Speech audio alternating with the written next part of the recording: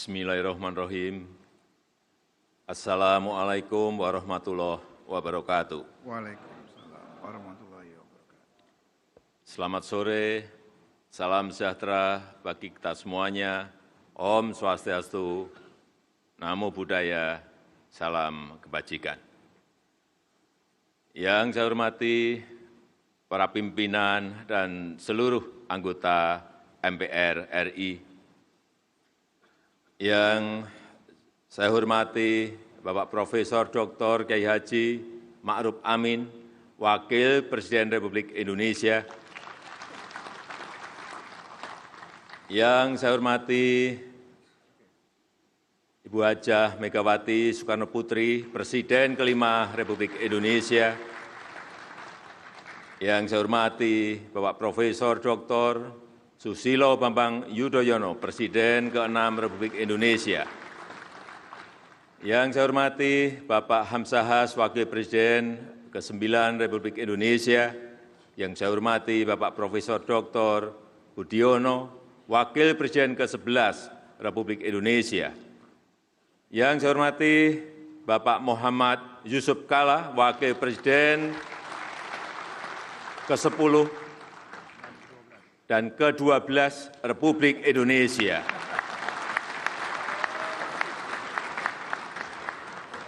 Yang mulia, yang saya hormati Kepala Negara dan Pemerintahan, serta utusan khusus dari negara-negara sahabat.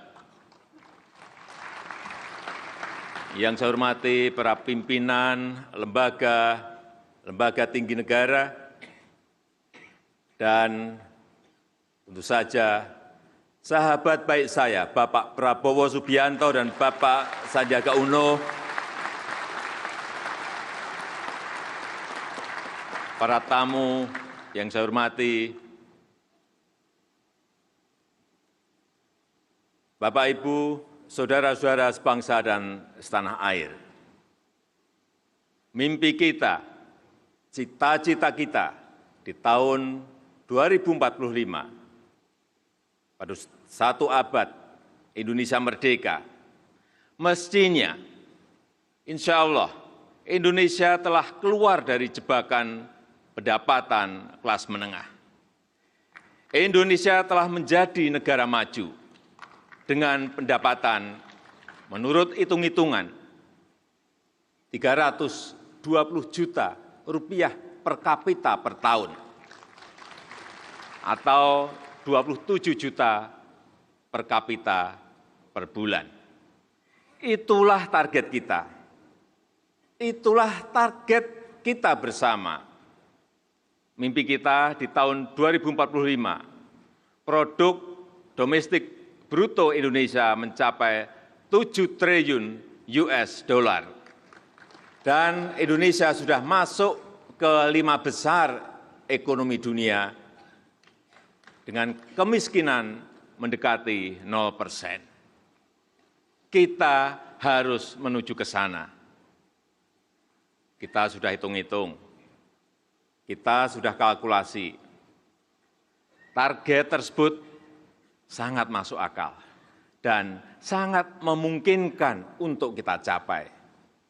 Namun, semua itu tidak datang otomatis, tidak datang dengan mudah. Harus disertai kerja keras, dan kita harus kerja cepat, harus disertai kerja-kerja bangsa kita yang produktif. Dalam dunia yang penuh risiko, yang sangat dinamis, yang sangat kompetitif, kita harus terus mengembangkan cara-cara baru, nilai-nilai baru.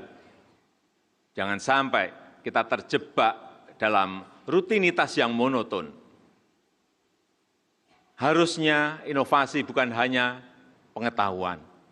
Inovasi adalah budaya. Ini cerita sedikit. 5 tahun yang lalu, tahun pertama saya di istana, saya mengundang pejabat dan masyarakat untuk halal bihalal. Protokol meminta saya untuk berdiri di titik itu. Saya ikut, tahun pertama saya ikut.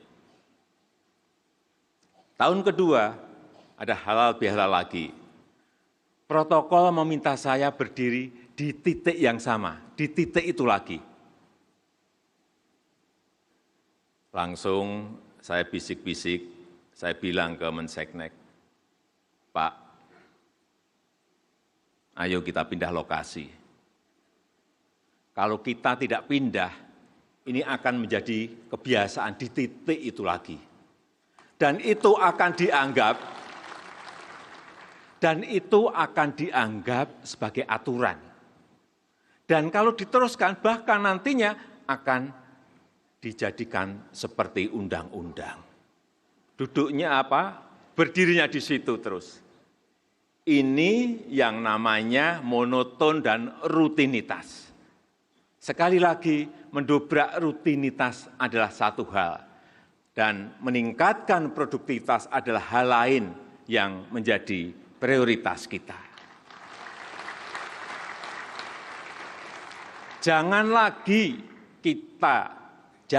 kerja kita berorientasi pada proses, tapi harus berorientasi pada hasil yang nyata. Saya sering mengingatkan kepada para menteri, tugas kita bukan hanya membuat dan melaksanakan kebijakan, tetapi tugas kita adalah membuat masyarakat menikmati pelayanan, menikmati pembangunan. Seringkali birokrasi melaporkan bahwa program sudah dijalankan, anggaran telah dibelanjakan, dan laporan akuntabilitas telah selesai. Kalau ditanya, jawabnya, programnya sudah terlaksana, Pak. Programnya sudah terlaksana, Pak. Tetapi setelah dicek di lapangan, setelah saya tanya ke rakyat,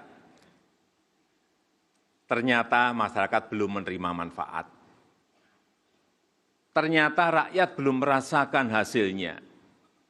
Sekali lagi, yang utama itu bukan prosesnya, yang utama itu adalah hasilnya. Dan cara mengeceknya itu mudah. Lihat saja ketika kita mengirim pesan melalui SMS atau WA. Di situ ada send, artinya telah terkirim. Ada delivered, artinya telah diterima. Tugas kita itu menjamin delivered, bukan hanya menjamin send. Dan saya tidak mau birokrasi pekerjaannya hanya sending saja. Saya minta dan akan saya paksa bahwa tugas birokrasi adalah making deliver. Tugas birokrasi kita itu menjamin agar manfaat program itu dirasakan oleh masyarakat. Para hadirin dan seluruh rakyat Indonesia yang saya banggakan, potensi kita untuk keluar dari jebakan negara berpenghasilan menengah sangat besar. Saat ini kita sedang berada di puncak bonus demografi, di mana penduduk usia produktif jauh lebih tinggi dibandingkan usia tidak produktif. Ini adalah tantangan besar dan sekaligus juga sebuah kesempatan besar. Ini menjadi masalah besar jika kita tidak mampu menyediakan lapangan kerja. Tetapi akan menjadi kesempatan besar, peluang besar jika kita mampu membangun SDM yang unggul, sumber daya manusia yang unggul. Dan dengan didukung oleh ekosistem politik yang kondusif dan didukung oleh ekosistem ekonomi yang kondusif.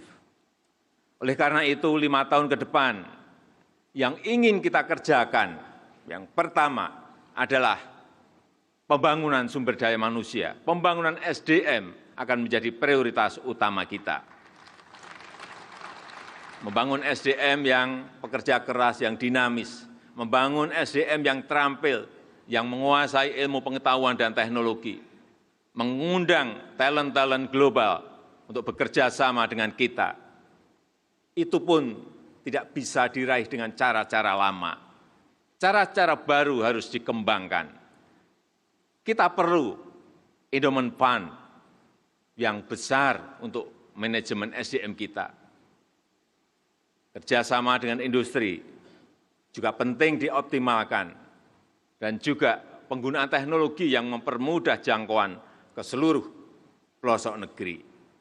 Yang kedua, pembangunan infrastruktur akan kita lanjutkan, infrastruktur yang menghubungkan kawasan produksi dengan kawasan distribusi, yang mempermudah akses ke kawasan wisata, yang mendongkrak lapangan kerja baru, yang mengakselerasi nilai tambah perekonomian rakyat. Yang ketiga, segala bentuk kendala regulasi harus kita sederhanakan, harus kita potong, harus kita pangkas. Pemerintah akan mengajak DPR untuk menerbitkan 2 undang-undang besar. Yang pertama, Undang-Undang Cipta Lapangan Kerja. Yang kedua, Undang-Undang Pemberdayaan UMKM. Masing-masing undang-undang tersebut akan menjadi omnibus law, yaitu satu undang-undang yang sekaligus merevisi beberapa undang-undang, bahkan puluhan undang-undang. Puluhan undang-undang yang menghambat penciptaan lapangan kerja langsung direvisi sekaligus. Puluhan undang-undang yang menghambat pengembangan UMKM juga akan langsung direvisi sekaligus. Yang keempat, penyederhanaan birokrasi harus terus kita lakukan besar-besaran. Investasi untuk penciptaan lapangan kerja harus diprioritaskan. Prosedur yang panjang harus dipotong. Birokrasi yang panjang harus kita pangkas. Eselonisasi harus disederhanakan. Eselon 1, Eselon 2, Eselon 3, Eselon 4. Apa enggak kebanyakan? Saya akan minta untuk disederhanakan menjadi 2 level saja. Diganti dengan jabatan fungsional yang menghargai keahlian, yang menghargai kompetensi.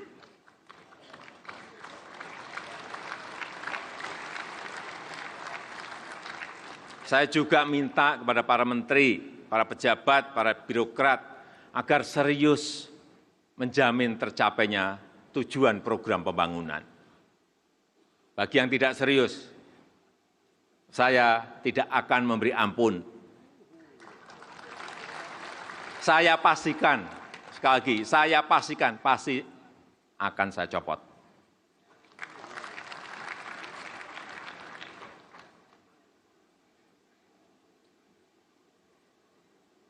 Pada akhirnya yang kelima adalah transformasi ekonomi. Kita harus bertransformasi dari ketergantungan pada sumber daya alam menjadi daya saing manufaktur dan jasa modern yang memiliki, yang mempunyai nilai tambah tinggi bagi kemakmuran bangsa demi keadilan sosial bagi seluruh rakyat Indonesia. Para hadirin dan seluruh rakyat Indonesia yang saya muliakan, pada kesempatan yang bersejarah ini, perkenankan saya atas nama pribadi, atas nama Wakil Presiden Kiai Haji Ma'ruf Amin, dan atas nama seluruh rakyat Indonesia, menyampaikan terima kasih dan penghargaan setinggi-tingginya kepada Bapak Dr. Andes Muhammad Yusuf Kalla, yang telah bahu-membahu menjalankan pemerintahan selama 5 tahun terakhir. Ucapan terima kasih juga saya sampaikan kepada seluruh lembaga-lembaga negara, pada jajaran aparat pemerintah, TNI dan Polri, serta seluruh komponen bangsa yang turut mengawal pemerintahan selama 5 tahun ini, sehingga dapat berjalan dengan baik. Mengakhiri pidato ini, saya mengajak Bapak, Ibu, dan saudara-saudara sebangsa dan setanah air untuk bersama-sama berkomitmen pura babara sombokku, pura tangkisi golikku, layarku sudah terkembang, kemudiku sudah terpasang. Kita bersama menuju Indonesia maju. Terima kasih. Wassalamualaikum warahmatullahi wabarakatuh. Semoga Tuhan memberkati. Om Santi Santi Santi Om. Namo Buddhaya. Salam kebajikan.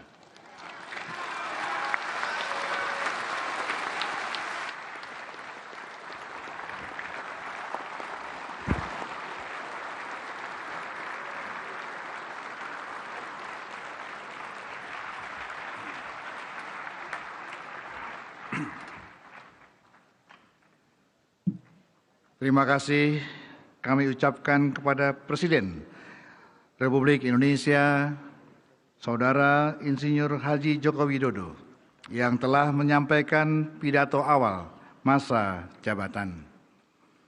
Setelah mencermati dengan seksama kesungguhan Saudara Presiden dan Wakil Presiden Republik Indonesia, kami meyakini bahwa Indonesia semakin optimis menyongsong masa depan.